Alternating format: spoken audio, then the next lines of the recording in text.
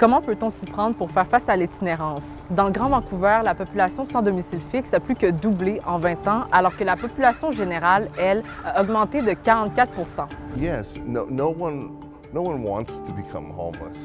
No one expects to become homeless until they are.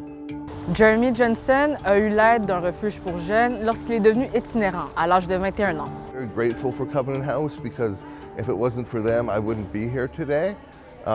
And they gave me many skills, many experiences.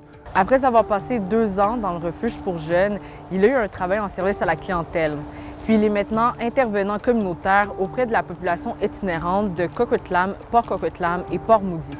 Mais ce ne sont évidemment pas tous les jeunes qui réussissent à s'en sortir. D'après le plus récent dénombrement sur les personnes en situation d'itinérance dans le Grand Vancouver, 43 % d'entre elles ont été en situation d'itinérance dans leur jeunesse et 32 % ont été en famille d'accueil dans leur jeunesse. So when we invest in young people, we invest in really eradicating, youth homelessness. We're actually preventing homelessness. We're preventing long-term homelessness. Dans la région, des organisations à but non lucratif viennent en aide à des jeunes sans domicile fixe, aussi jeunes que 13 ans. But we know, from all of the partners and the work we do, that there just aren't enough beds. We are all full. Deb Lester estime que les jeunes en situation d'itinérance, notamment les mineurs, ont besoin d'un espace à eux pour assurer leur sécurité et leur développement.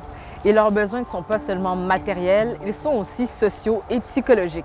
Une des composantes qu'on néglige quand ça vient aux jeunes qui sont sans abri, c'est leur santé mentale. Josiane Assignon donne des ateliers à des jeunes d'environ 19 à 24 ans. Ces ateliers lui permettent non seulement de référer les participants à des services, mais aussi pour eux de créer une communauté avec d'autres usagers du centre. C'est un moment où ils peuvent se concentrer sur les arts, potentiellement gagner des nouvelles aptitudes, ce qui peut augmenter leur confiance en soi. Selon elle, il faut offrir des services aux jeunes le plus tôt possible pour profiter d'une période où ils sont encore ouverts et très réceptifs à l'aide proposée. C'est pas de penser que les jeunes sont comme brisés ou qu'il y a quelque chose à guérir, mais juste d'avoir comme confiance et espoir en leur résilience.